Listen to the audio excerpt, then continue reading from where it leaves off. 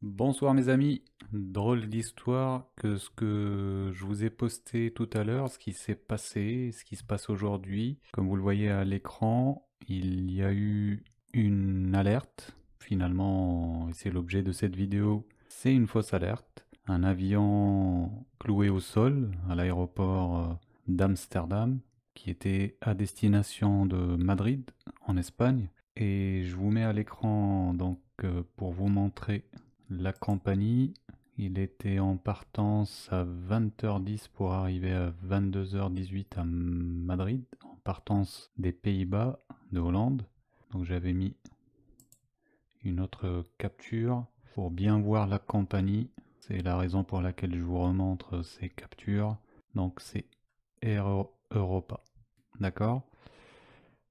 Alors la suite, ils ont mobilisé un énorme effectif, des ambulances, la police militaire, des hélicoptères et même un F-16 qui avait décollé.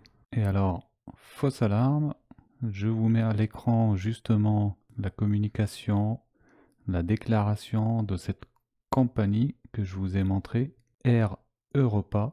Alors là, vous avez la traduction en français, fausse alerte sur le vol Amsterdam-Madrid cet après-midi, déclenché par erreur.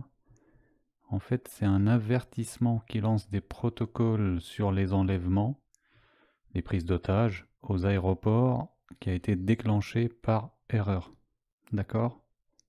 On ne sait pas si c'est le pilote qui l'a déclenché par erreur, on ne sait pas qui l'a déclenché, mais l'erreur vient de ce système d'alarme qui demande les secours en urgence en cas d'enlèvement, moi je dirais de prise d'otage.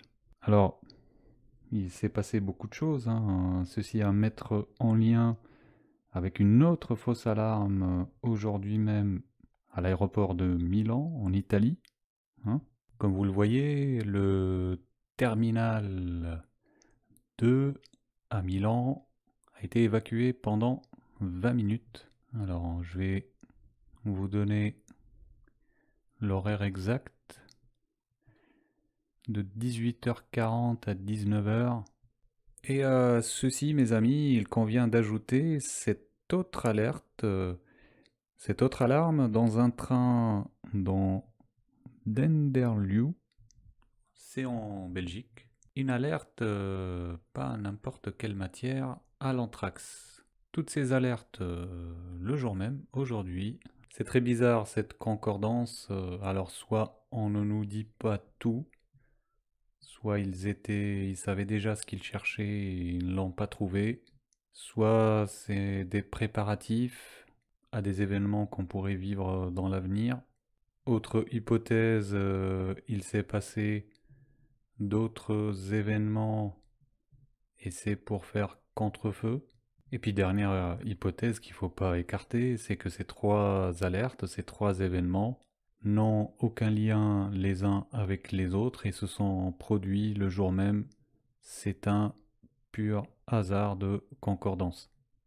Je profite de cette vidéo pour lancer un coup de gueule à destination de tous ces pseudo-chercheurs de vérité qui se sont plantés sur toutes leurs prédictions, mais qui n'en loupent pas une pour critiquer le travail de cet Allemand, enfin bref, cette chaîne ITV, qui avait mis en lumière une démonstration par image, par analyse de films, pour alerter sur un possible événement le 3 novembre passé. Personnellement, j'ai trouvé leur travail formidable, peut-être même qu'il a empêché que se déroule le pire, ça on le saura jamais.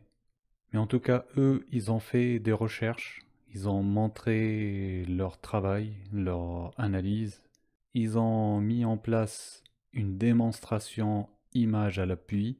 Contrairement à vous qui critiquez ce qu'a dit a menti, hein, ce qu'a dit a dit, qui passe son temps à s'exprimer sans aucune preuve pour nous annoncer que la Chine va envahir Taïwan, que la Chine a déclaré la guerre à Trump, et d'autres prédictions qui, vous le savez, n'ont pas eu lieu. Je ne comprends pas comment il arrive à avoir 19 000 abonnés et autant de vues sur ses vidéos, vu qu'il passe son temps à dire ce que nous savons déjà et à faire des prédictions qui ne se réalisent jamais. Et en plus, il ne laisse pas toutes les vidéos en ligne, hein. Les vidéos dérangeantes sont supprimées. Il y a d'ailleurs un mouvement général sur Internet qui touche, que ce soit les faux leaders, Gilets jaunes ou d'autres comptes, de suppression de leurs propres vidéos. Wilson en fait partie, hein. Il faut assumer. Lorsque vous faites des vidéos, il faut assumer derrière, hein. Donc message à tous ceux qui se moquent d'un travail qui franchement à la base était bien fait de la chaîne ITV. Beaucoup sont tombés dans la facilité de la critique après coup alors que eux-mêmes se sont toujours plantés. On peut citer Éric Pérou, l'éternel escroc, mais aussi quelqu'un d'un peu plus valable, mais malheureusement qui s'est planté dans ses prédictions et qui ne cesse de critiquer les autres. Et là, je pense à Christophe Cros-Houplan, mais je voulais parler particulièrement de ce Scadi Amanti, parce que ce youtubeur ne cesse d'allumer le feu et de ensuite jouer les pyromanes. Je voulais donc dénoncer son comportement. J'attends qu'il y ait un peu plus de monde. Si les gens veulent bien se dédaigner à écouter, à entendre, à se réveiller, la vidéo que je vais faire risque de choquer des personnes sensibles. Donc préparez-vous. Bon, ça s'arrête aux hommes et qui du coup ces hommes-là violent des filles. Quand je suis parti en Afghanistan, malheureusement ça va choquer certains. Parce que les gens pensent que l'Afghanistan c'est qu'un pays en fait qui a voulu faire entendre ses raisons contre le colonialisme occidental. Qu'est-ce qui se passe? C'est eux qui créent ces réseaux pédophiles. C'est eux. Ces mêmes hommes politiques qui nous ont envoyés au Rwanda démonter ces réseaux pédophiles, c'est eux qu'on voit aujourd'hui en train de créer, de lobotomiser dans la tête des gens, de faire en sorte que ça soit devenu une addiction, en passant par quoi? En passant par quoi? La banalisation. De banaliser dans la tête des gens et dans le cœur des gens la pédophilie. Qu'est-ce que vous avez à faire de la politique avec ces bâtards-là? Sachez bien que la gestion de ces réseaux pédophiles, que je vais pas dénoncer tout de suite, mais ça va venir, j'attends des choses. C'était des femmes, 2 femmes, dont une, proche d'un ministre français. Si vous saviez les choses que je sais, interdit de divulguer et de dire, sous peine d'être enfermé à l'hôpital psychiatrique, détruit à coups de médoc, et tué même, tué. Des gars de mon contingent en ont fait les frais, je vous le dis. Non, il y en avait parmi eux dans les caves, ils étaient devenus des animaux. Quand ils nous racontaient ça, ils pleuraient même pas. Ils pleuraient même pas. Parce que leur petit corps à 8 ans, il était tombé dans un instinct de survie, tant physique que moral. C'est une vie d'un enfant, ça. Après a été exercé dans l'apprentissage de la pédophilie pour être un bon jouet sexuel. C'est ça que vous voulez? Qu'est-ce que vous foutez? Qu'est-ce que vous foutez? Bougez pas, moi je vais bouger, je vous le dis. Ça va mal finir. Et moi je suis pas le genre de mec à rigoler. Et je parle pas pour rien dire. Parole d'homme vrai, parole de légionnaire, je vous le dis. Salam alaikum wa rahmatullah à tous.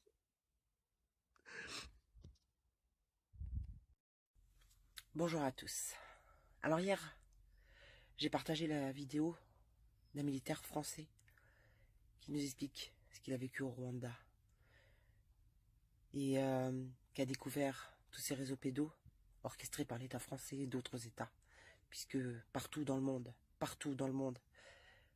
on fait souffrir des enfants. Partout dans le monde, on viole des enfants. On s'en sert d'objets sexuels. On se sert de leurs organes aussi. Et puis on les laisse crever comme des chiens, partout dans le monde. Beaucoup de gens ont dénoncé les réseaux pédos. Beaucoup de gens ont dénoncé la pédophilie. Et quand on en parle, on nous prend pour des tarés, on nous prend pour des imbéciles. Ça fait 3 ans maintenant que je dénonce. Ça fait des années que certains se battent dans des associations, qu'on décrédibilise ou qu'on met au rang de tordus, qu'on met au rang de menteurs, de manipulateurs, d'être rémunérés par l'État. Comme si, tu vois, même si au pire c'était vrai, si au pire c'était vrai, si au pire c'était vrai, si au pire c'était vrai. Des renseignements français et les événements m'ont pas donné tort. Voilà, j'ai pas parlé de date, j'ai pas parlé d'une date précise ou d'un événement précis parce qu'on n'est pas devin et on ne lit pas dans l'avenir. Voilà, chers amis, ce que je voulais vous dire. Donc, si vous voulez mon avis, ceux qui aiment les prédictions et les anticipations, je dirais que nous allons peut-être avoir encore 1 ou 2 événements majeurs pour le monde, mais que 2020, vraisemblablement, on va voir le monde économique s'écrouler, le monde financier s'écrouler, des bulles vont exploser. C'est en préparation, c'est plutôt pour début 2020. Nous allons voir, vous allez voir une campagne électorale américaine sans précédent en 2020. Hein, je ne parle pas de date ni d'événements précis. Je pense que il est fort possible que, ça va peut-être étonner certaines personnes, mais il est fort possible que Donald Trump divorce. Je dis c'est possible, hein, je ne dis pas que j'ai absolument raison. Il est possible que Donald Trump divorce. Il est possible, là aussi, que Donald Trump, qui est au pouvoir, ait accumulé assez d'informations pour pouvoir riposter aux attaques médiatiques qui vont avoir lieu en 2020. Ça va être une véritable guerre contre Donald Trump pour mettre au pouvoir la continuité d'Hillary Clinton. Hein, si on met au pouvoir en 2020 la continuité d'Hillary Clinton, on repart vers ce processus qui avait été entamé par Barack Obama, vers cette 3e guerre mondiale. Ouais, ça a été un petit peu, j'avais dit que effectivement, je ne pense pas qu'il y aura de 3e guerre mondiale tant que Donald Trump serait au pouvoir. Hein. Donc en ce moment, voilà ce qui se joue, voilà ce qui va véritablement, ce qu'on peut éventuellement anticiper pour l'année 2020. Mais l'année 2019, les grands dossiers ont été ouverts. Voilà, chers amis, ce que je pouvais dire. Donc, je donne un conseil à ceux qui font des vidéos sur YouTube ou qui tentent d'analyser les événements. Il vaut mieux s'attacher sur des périodes, sur des probabilités d'événements, sans pour autant être trop précis ou trop vouloir jouer les Nostradamus, puisque vous avez de grandes chances d'être discrédité et d'avoir tort. Et puis après, on se moque de vous, quoi. Des voyants sur Internet font des vidéos avec des épisodes des Simpsons et de Terminator, en expliquant que tous ceux qui n'ont pas compris qu'il allait se passer quelque chose à Seattle le 3 novembre sont des débiles. Et puis lorsqu'on va leur prouver qu'il ne s'est rien passé, hein, puisque les événements il ne s'est rien passé, on va dire non, c'est pas le 3 novembre, c'est pas le 3-11, c'est le 11-3, donc ça va être le 11 mars en fait. Donc après maintenant on va attendre jusqu'au 11 mars. Vous allez voir ITV ou les autres vont nous parler du 11 mars maintenant. Parce que c'est soit le 3-11, soit le 11-3. Donc voilà. Voilà, chers amis, je vous avais promis un live, je l'ai fait. Donc voilà, donc effectivement, ceux qui aiment, hein, parce qu'ils ont été attirés par cette vidéo, ceux qui aiment les anticipations d'événements, je vous en ai fait part, Donald Trump aux États-Unis, Taïwan, le dossier de Taïwan va revenir sur le devant de la scène. Vous allez voir aussi que en Syrie, il va se passer énormément de choses et d'énormes tensions vont arriver au Yémen. 2020, c'est l'année du Yémen. Ok, ils vont par ce biais attaquer l'Iran et par la Syrie. J'anticipe peut-être, et là c'est vraiment du conditionnel, est-ce que la Russie ne serait pas sur le point d'abandonner Bachar el-Assad au moment où on s'y attend le moins? Est-ce que ce n'est pas en 2020 qu'on va voir le monde se débarrasser de Bachar el-Assad? C'est fort probable, c'est très possible. C'est très très possible dans cette table de poker que la Russie accepte de se débarrasser de Bachar el-Assad pour se partager le gâteau. N'oubliez pas, c'est une table de poker. Voilà. Je vous remercie et je vous dirai plus tard. Je suis assez fatigué aujourd'hui, j'étais malade et j'ai travaillé. Oui, je travaille le dimanche, oui. Allez, ciao. Amis chercheurs de vérité, bonjour. Que la paix soit avec vous. J'espère que vous allez bien. Aujourd'hui, j'aimerais vous parler d'un risque qui pèse sur la France. Mais c'est la première fois en, je dirais, 10 ans d'activité sur le net que j'ai le sentiment que notre parole n'est plus libre. Alors, aux censeurs, à ceux qui désirent faire taire les chercheurs de vérité, considérez cette vidéo comme étant une fiction. Ne croient plus au statut de président de la République. Ces gilets jaunes ne croient plus au pouvoir européen. Alors, il me semble que il y a une réelle menace sur la France.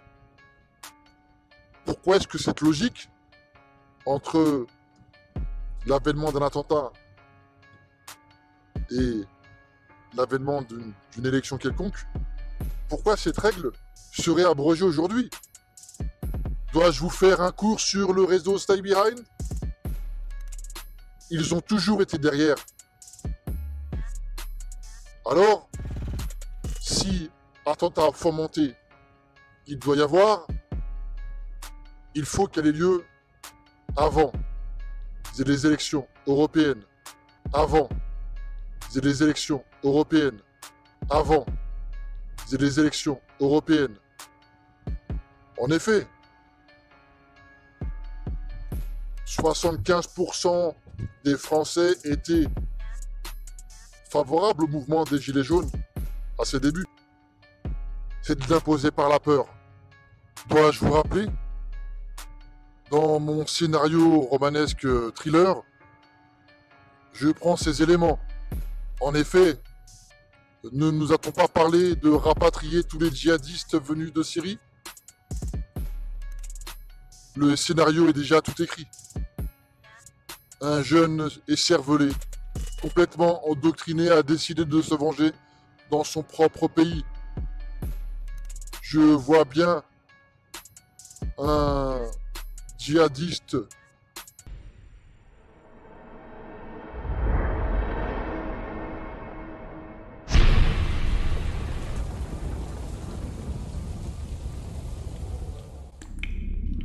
Salut à tous, j'espère que vous allez bien.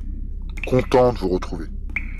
Surtout n'oubliez pas, cette chaîne est un dernier appel.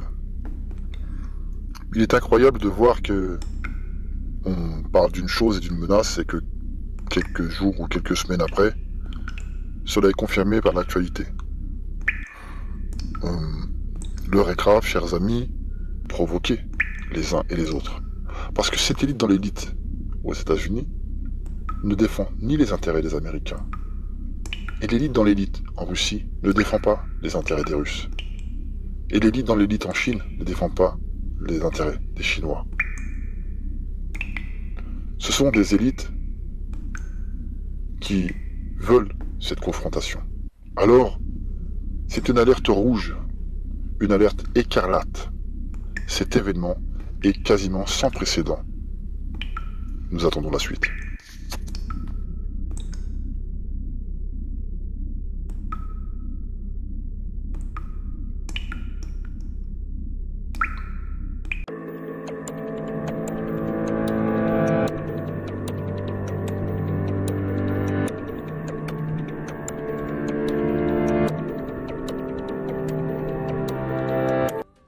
C'est Scadi, bienvenue sur ma chaîne, content de vous retrouver, bienvenue aux nouveaux abonnés. Si vous ne l'êtes pas encore, je vous invite à vous abonner à ma chaîne, je publie très fréquemment des vidéos.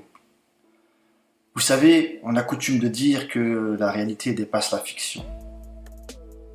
Mon Dieu, comme c'est vrai aujourd'hui. Aujourd'hui, je viens de recevoir une notification de la part de Facebook qui m'explique le nouveau règlement de Facebook. On m'explique que je dois accepter ce nouveau règlement pour pouvoir continuer à profiter de Facebook.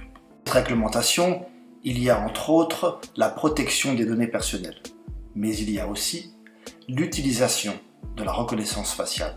Alors, dans cette notification, on m'explique que je suis libre d'accepter ou non l'utilisation de la reconnaissance faciale. Mais attention, en acceptant le nouveau règlement Facebook Pour pouvoir encore profiter de ce réseau social, l'application de cette reconnaissance faciale est automatiquement activée. Il faut impérativement, de manière individuelle, désactiver cette application pour qu'elle ne soit pas active sur notre compte.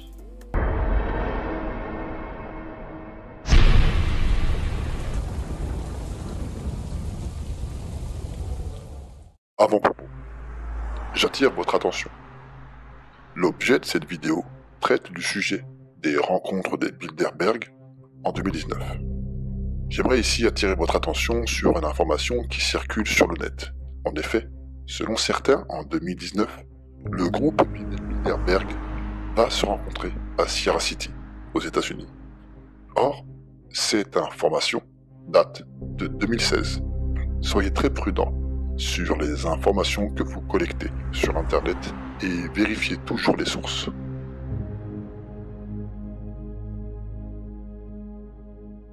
Ce type de manipulation politique trop facile, on accuse, mais on ne sait pas il accuse qui. S'il a pincé quelqu'un, il n'avait qu'à dire de quel chercheur de vérité il s'agissait.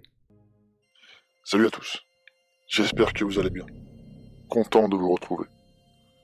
Aujourd'hui, j'aimerais partager avec vous une interrogation qui, ma foi, m'inquiète. En effet, vous savez, il y a des rendez-vous sur le net chaque année, et j'y suis présent à ces rendez-vous depuis une bonne dizaine d'années. En effet, il y a deux choses qu'on attend tous les ans, depuis maintenant une décennie, sur le net. Il s'agit de la une de The Economist pour fêter la nouvelle année, et on est tous affairés à interpréter cette couverture. Et puis il y a autre chose. Entre le mois de février et mars d'une année, nous avons effectivement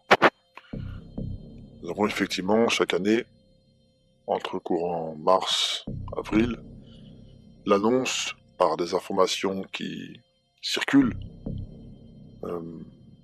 la liste des invités du groupe Bilderberg pour l'année en cours.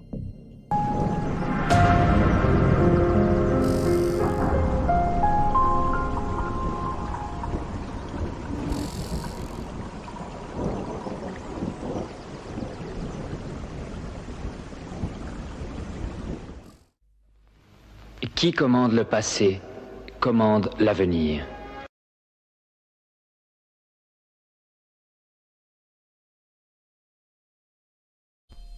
Amis chercheurs de vérité, bonjour. Que la paix vous accompagne. Aujourd'hui, nous découvrons une déclaration du président chinois Xi Jinping extrêmement alarmante. En effet, une publication du programme militaire chinois de 2019 vient d'être publiée. Ces déclarations démontrent clairement que nous sommes à la croisée des chemins. Avant de vous parler de cela, si vous le voulez bien, il me semble important de connaître les endroits dans le monde qui continueront en 2019 à connaître des foyers de tension, voire des risques de guerre. Donc, voici une liste non exhaustive des lieux que nous devons surveiller en 2019. Ce qu'il y a d'incroyable, c'est que chacun de ces endroits peut déclencher une guerre régionale et pour beaucoup, une guerre globale. Nous avons, et vous le savez depuis très longtemps, des tensions en Ukraine. Depuis la prise de la Crimée des Russes, les États-Unis ont subi une forte perte en matière de prestige. En effet, la Russie a su faire preuve de tactique et de diplomatie. Elle a su s'imposer dans la région et les États-Unis n'ont pu que se taire. Cette région d'Ukraine ne pensait pas que ce conflit est terminé. Il est en suspens. Ce qu'il y a d'incroyable, c'est qu'il est en suspens comme bien d'autres. Nous avons aussi la Corée, notamment la Corée du Nord. Il y a un rapprochement entre la Corée du Nord et la Corée du Sud. Nous avons eu le spectacle, le show, le Muppet Show entre le président nord-coréen et le président américain. Enfin, un président nord-coréen, si on peut appeler ça un président, le dirigeant, hein, c'est plus précis. Et donc, nous voyons un rapprochement entre la Corée du Nord et la Corée du Sud. Est-ce que c'est une bonne nouvelle pour les États-Unis? Non. En 2019, bien entendu, vous le savez, on va devoir surveiller le golfe Persique. L'Iran a toujours été une cible médiatique en Occident. Même si, on doit le reconnaître, l'Iran a joué un jeu trouble pendant des années, il semble que sa montée en puissance peut représenter, pour l'axe atlantiste, une menace. Et de ce fait, bien entendu que l'Iran va être les cibles de médias mensonges, de propagande, de fake news, mais aussi peut-être de provocation de la part de ses rivaux directs, Israël, les États-Unis. Nous avons toutes ces nations qu'on va devoir surveiller qui ont été détruites. La Libye, la Syrie, l'Irak, l'Égypte. Toutes ces nations, depuis cet hiver arabe, printemps arabe, c'est vraiment du foutage de gueule, eh bien, ces conflits ne sont pas terminés. Et je pense que ces pays ne connaîtront plus jamais la paix tant que ce gouvernement mondial ne naîtra pas. C'est un monde orwellien, nous allons devoir surveiller ce lieu.